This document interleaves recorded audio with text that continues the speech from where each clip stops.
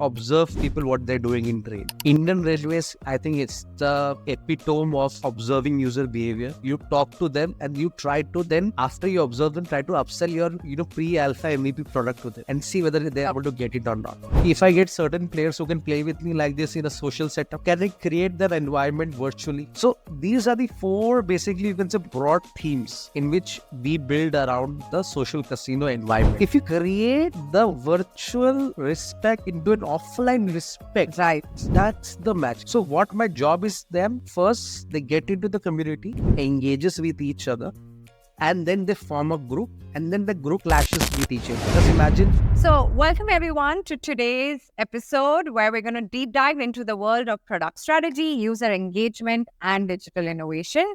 We're thrilled to have a true maverick with us today of the tech industry, Sujoy. Welcome to the show, Sujoy. It's so great having you here today. What I want to say is your career path, in some sense, when I was going through your LinkedIn, it's like a product innovation roller coaster. You've been an RJ, you've done QA, you've been a business systems analyst, now a PM. Your career evolution is just amazing when I think about it. What I want to ask you is, what has been one of the common thread in successful product innovation across all of these industries and fields that you have experienced? So I think you will hear every time user centricity, like keeping the user emotions in heart. So if you figure out what's the right target group and you just sit with them, understand them, don't outsource this. So generally as a PM, every PM outsource this to a UXR team, user experience team. So I'm not taking their job, but I'm telling that you sit with them, empathize with them, then think from the user angle. Things are always simple. So keep the user centricity, simplicity in mind. Automatically engagement will come. Automatically they will pay you for the product and services. That's it. Simplicity. So Sujoy, there's enough books that say, there's enough of times people say user centricity, customer obsession and everything. What is some of the, frameworks? Do you have any framework? How do you remind yourself to keep the user at front? Because it gets so easy to get sucked into your day. Totally. Like I think the art from a PM perspective is this any level, right? From a APM level to director, head of product. It's all about how you can say no to your stakeholders. I'll tell you why. Every business stakeholder, like coming from an org structure, they will tell to push their own metrics. I want to get this revenue, or I want to have this kind of banner, or I want to do Y in short period of time. Art of saying no is a very simple framework that I use. I will not do it. I start with no, then I go with 7 whys. Why you're asking this question? Why do you want to know about it? And then 7 whys is done. Then I bring the user in the picture, in the place. So what I have done on a lighter note, in every conversation, I keep a chair of the user. Let's say right now username is Sheila. Username would be Raj. I keep a chair. I put their persona, actual and object over there. And then whenever somebody is bombarding me with question, I ask whether Sheila will like it or not. You tell me. And I think that's the simple framework. And you said 7 whys. What are the 7 whys? Okay. So one thing is that if you just ask me, 7 whys, many books have written, different kind of framework. Yeah, there are 4 whys. I'm hearing 7 for the first time.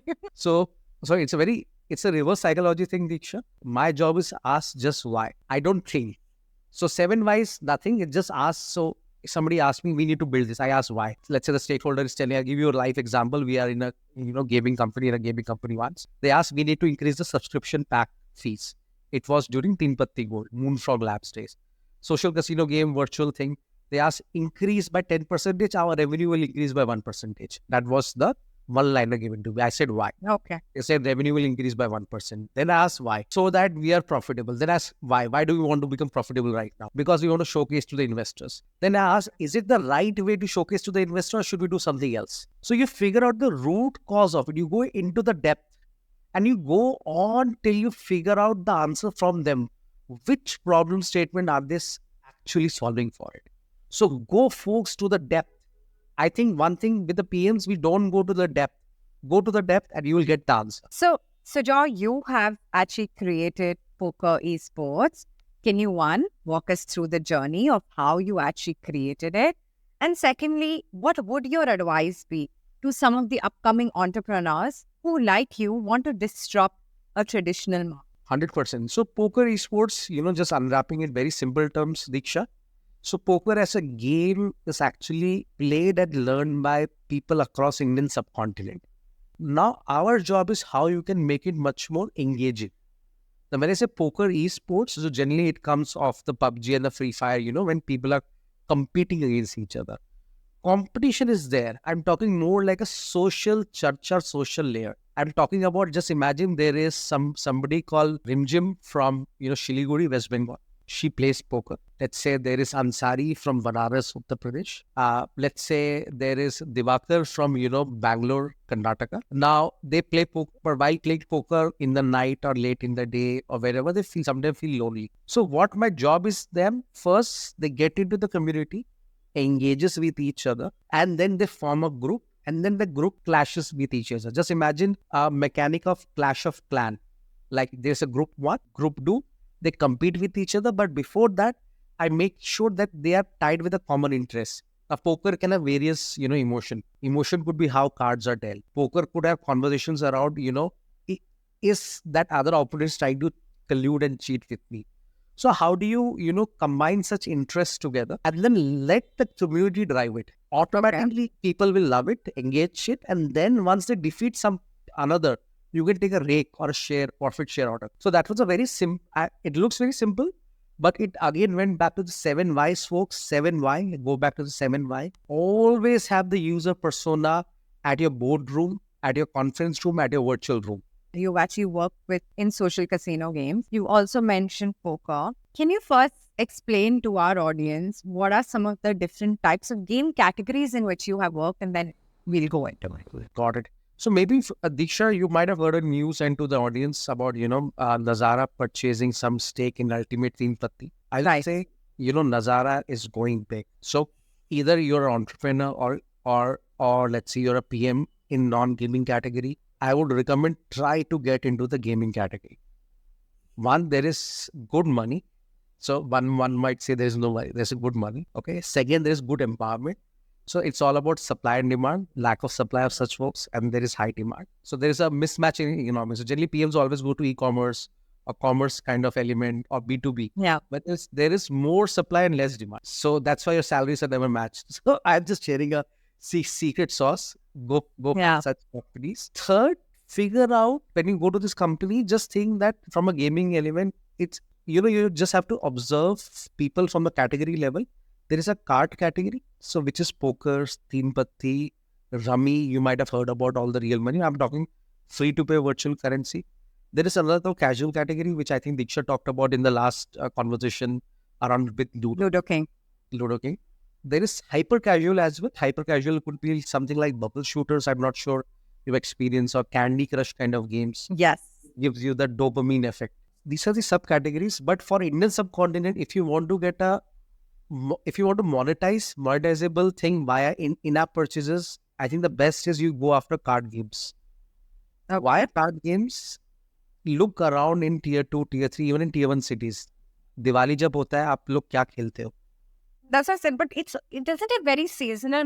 It's only in Diwali once a year, so I play, right? So, what are some of the insights about India that is giving, making you say that you should go for card? So, Diksha, आप खेलते हो दिवाली में एक बार. Do you think, let's say, Ansari of Banaras वो साल में एक बार ही खेलता होगा? Why have you assumed it? That's why. Are you the user? No, I'm not. I think one more learning which I want to experience is that because we're so bogged down with our, environment. Ecosystem. Yeah. Ecosystem. तो the thinking limit हो गया. हाँ. So folks, go out. I know we all love to go to Europe, blah, blah, blah. It's good place, you should go. But if you want to make dhanda, go via Indian Railways. I know it can be shit sometimes, but take a Vande Bharat. Look in the train and observe people. That's true. In long journeys, what do people do? एक बड़ा चद्दर निकालते हैं, पत्ते बिछाते और खेलते. That's true. And puri family साथ में. It's a very social, yeah. Exactly. And what you write is a social casino. So now you got it. Social casino got the name of it. So you just observe for it. So now you are Diksha coming to the, filling the shoes. And that's what audience, you start going by Indian Railways, observe people. You will get all the ideas. So coming to the, learnings, one is it's a very social thing which you rightly said. Then if you say, there is always a sense of betting. I won't say real money betting, but virtual. Uska patta mere se zyada acha hoga ki nahi. Like whether that person has got good cards or not. So Right. these are the cues. So can you build such cues virtually? Okay. Number 3, while you rightly said, Diksha, आप साल में एक बार खेलते हो, ठीक है. Let's say person who is playing in railways, he might travel once a month. But under there would be some chul. If I get certain players who can play with me like this in a social setup, can I create that environment virtually? So these are the 4 basically you can say broad themes in which we build around the social casino environment. The one thing, now that you mentioned social casino games, subscriptions are doing very well globally. So, Joy, let's be honest.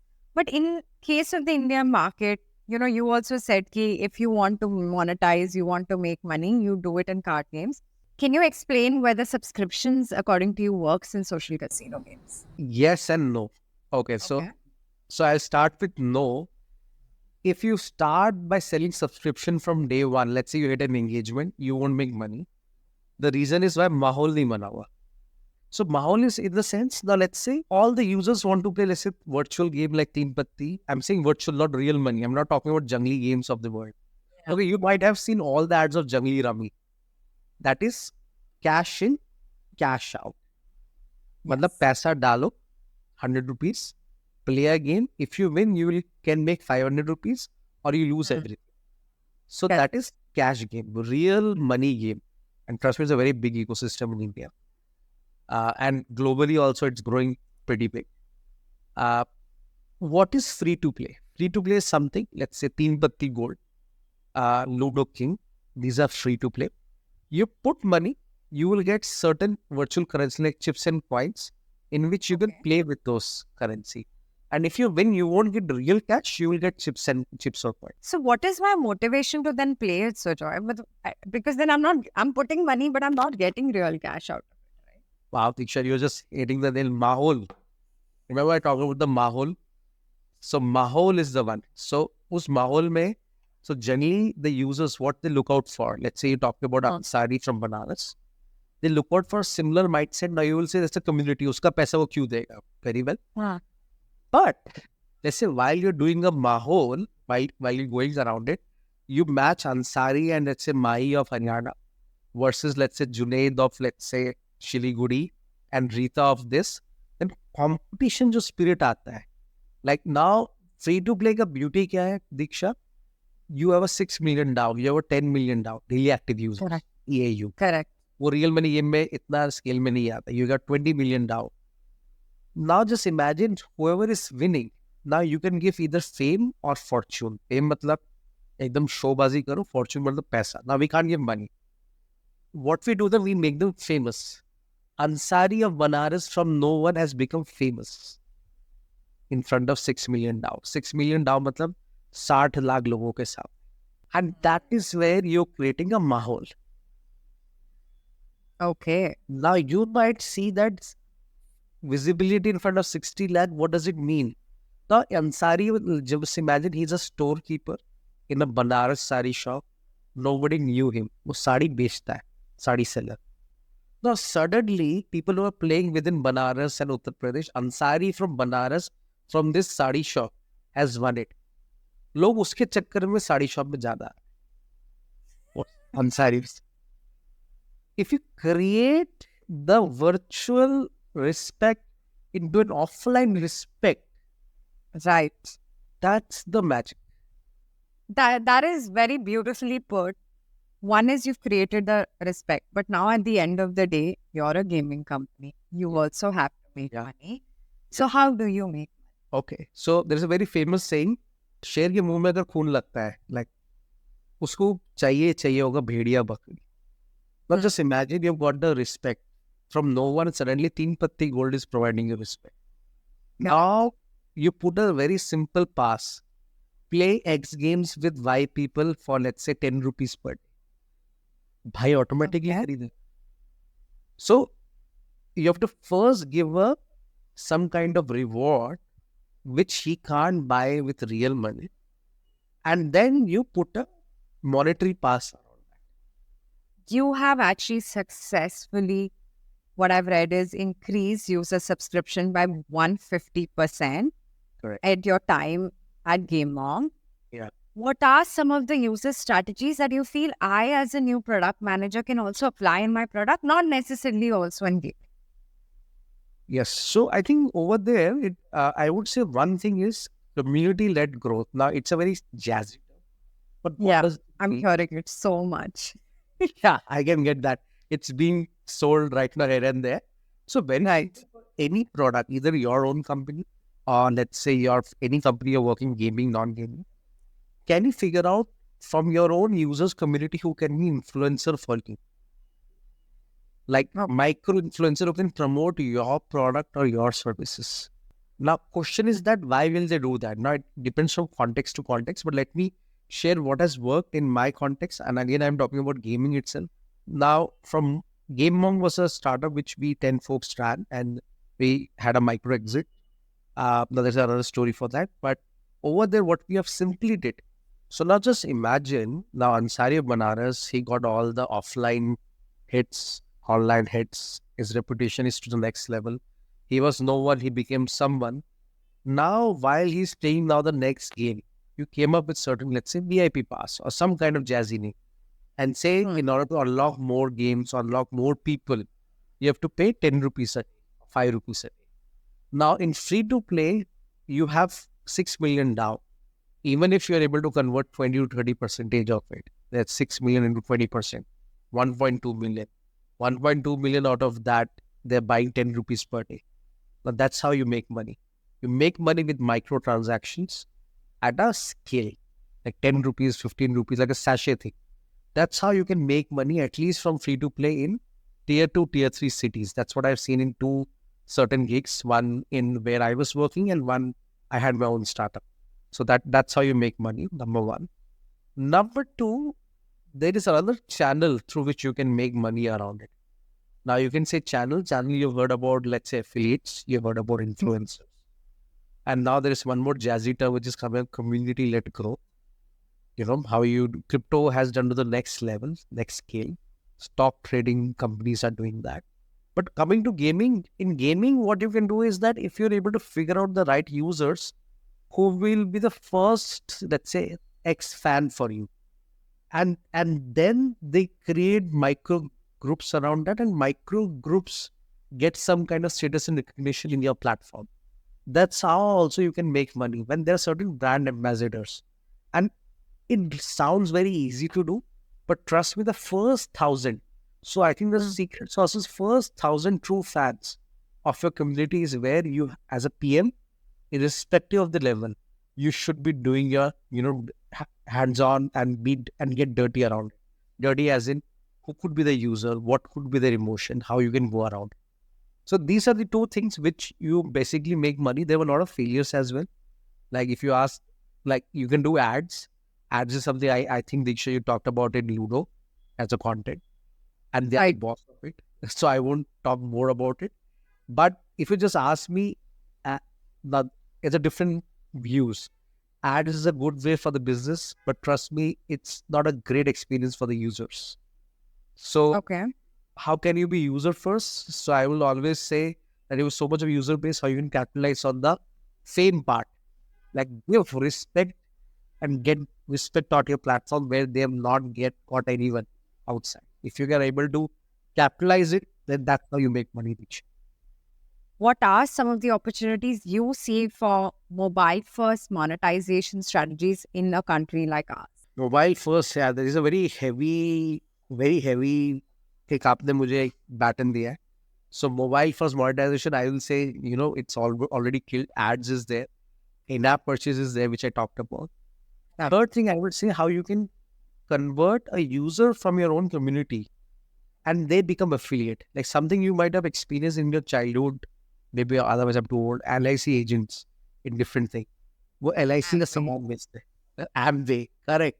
Now, irrespective of any business line, if they're able to full forward carry your product and services like a reseller, like Misho ka maximum business come from reseller. Correct. FYI. I'm talking about tier 2, tier 3 cities. Bharat. Teen Patti Gold, which like part of Moonfrog, which got sold off at a good number. They had a great dealership community powered by technology. Tech should be there without tech. So now, if you're able to convert your users to the agents, affiliate, influencer, whatever you call them, that become a mobile first monetization strategy, which is yet to be exploited. So Yeah. Tempati Gold, again, if folks remember, it's a free to play game. Remember Ansari of Banaras, Mai of Haryana. Now just imagine they are not happy with it. Now let's say there is a somewhere we connect. You can connect via app, etc. Whatever the means. You tell them, why don't you get few such folks into our platform and sell them, upsell this VIP pass. You will get 10 to 20% of the revenue share. Now, what I'm trying to articulate. So coming to the Ansari. Now just imagine Ansari is a star influencer in a particular micro location. I'm giving a live Like example, Banaras, for like example. Banaras. Now, within Banaras, there are multiple such players who are playing Teen Patti Gold. They've experienced Ansari in real life and they have experienced him in the game. At that moment, you try to connect them via game itself. Like Ansari, these are few folks who have not purchased, let's say, the VIP pass. I'm giving a live example. Why don't you create a group? Why don't you try to upsell them? If you upsell them, you get, let's say, X percentage of revenue share. Now, you can ask, वो लोग Ansari से क्यों खरीदे? One is Ansari's become a star. So some kind of trust is there. Second, there's some kind of relationship. I'm talking about a framework now. Trust, relationship, because they're from the same geography, same pin code. Just imagine how do India Post work. So basically, we have replicated like a India Post. There's a postmaster. There is a speed post guy. There's a lady. How you can convert them to your influencer affiliates, and then they distribute your services and product to the audience who are using Team Patti Gold, but they're not consuming or buying or not getting monetized. So these are the folks who convert them into first time, part purchasing PAP pass, or first time, buying in-app purchases. I'll tell you a very simple thing. Very interestingly, many people are playing, but they are not able to buy it because of lack of confidence. उनको क्या लगता है, let's say they buy via UPI for this app, ये मेरा पैसा हड़प तो नहीं लेंगे. As simple as that. Now, if there is somebody who can tell them nahi hoga, over a WhatsApp call or via Teen Patti Gold app itself, they'll feel more confident about it. That's it.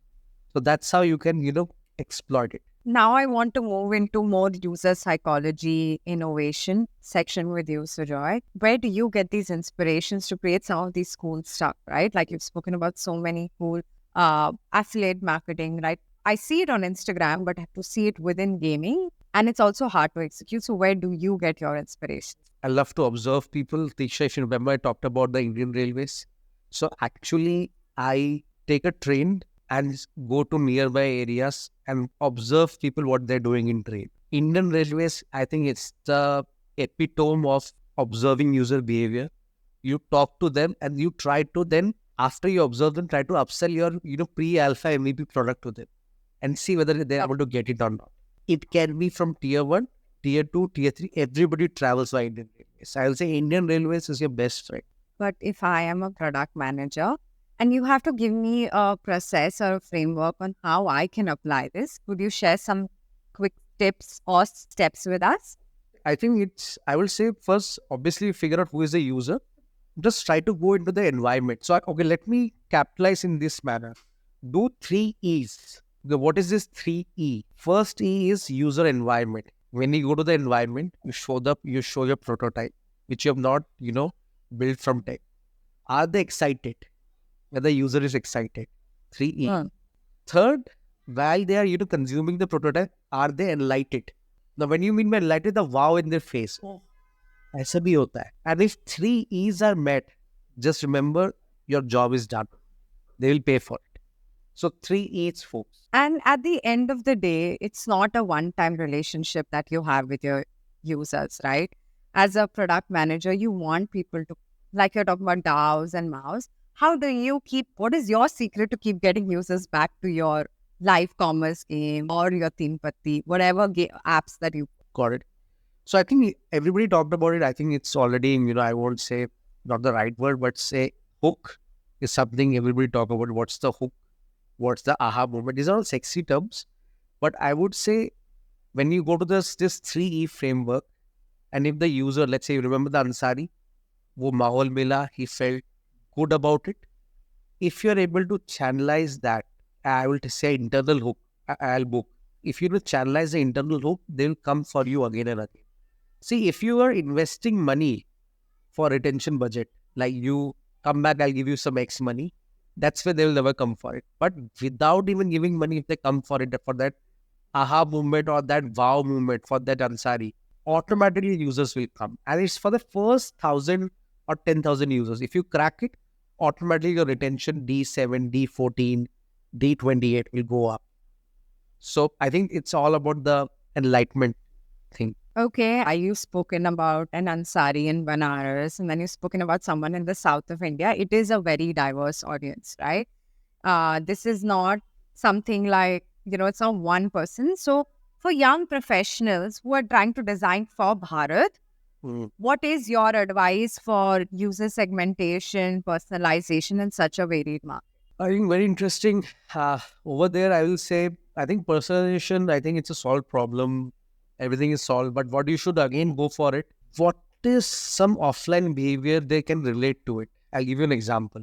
Let's say Manju or Divakar of, let's say, Mysore or Udupi. Or let's say Nita from Chennai. Or let's say Ansari from Banaras. Get related to it. So what do you mean by that?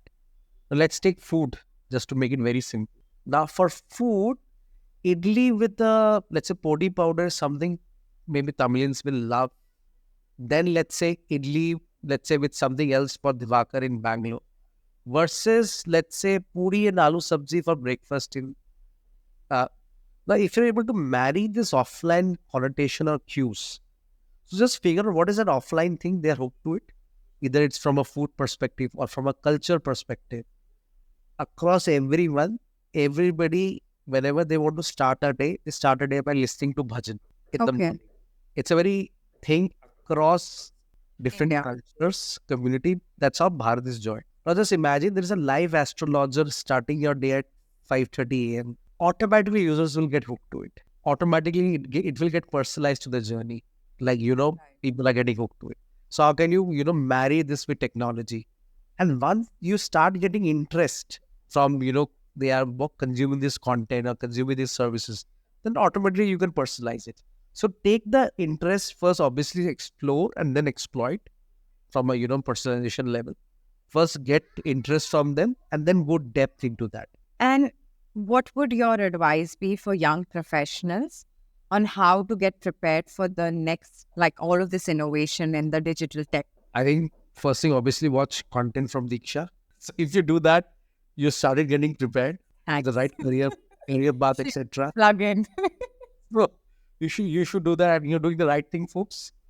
After that, when you've done that, then you should start learning about, how ChatGPT models are getting designed and see how that is responding. Understand prompt engineering. I personally am, learning that thing because that will help you to train that model for you and then you can answer a lot many things. Now, if I tell you folks, right now, I am not Sujoy. There's someone else talking. Now, you will find hard to believe it. But in next couple of years, I could have someone else talking on my behalf. That's how things are changing. For good, for scary, it's up to you. But things are changing rapidly and evolving fast. So Joy, now that you mentioned things are changing rapidly, we're going to go into the rapid fire round. And I'm going to ask you questions and you just have to give me the first thing that comes on your mind. According to you, what is the one underrated metric for measuring user engagement? Net Promoter Score, NPS. Wow. What is one of the biggest misconception about monetization in free-to-play games? बस ad से ही पैसा बनता है. Okay. What's the one skill every product manager needs to master? Art of saying no to your stakeholders. Name a current trend in digital engagement that you think will explode in the next 2 years. Community-led growth. Okay. What's the biggest mistake you see young innovators make while trying to boost user engagement? Just giving extra money to boost engagement, like taking out the CAC budget. If you could implement one feature from social casino games in every digital product, what would it? Make the first instance or connect with the user, make him or her feel king or queen. So thank you so much, Sujoy, for coming in, sharing some cool insights. I've had a lot of fun today, and I actually learned while having fun. And that's the reason that I'm creating this is learning from real life examples of tech mavericks like y'all who are creating innovative products for the India as well as the global market now. So hope to see you soon. Likewise, loved it, Diksha. Cheers.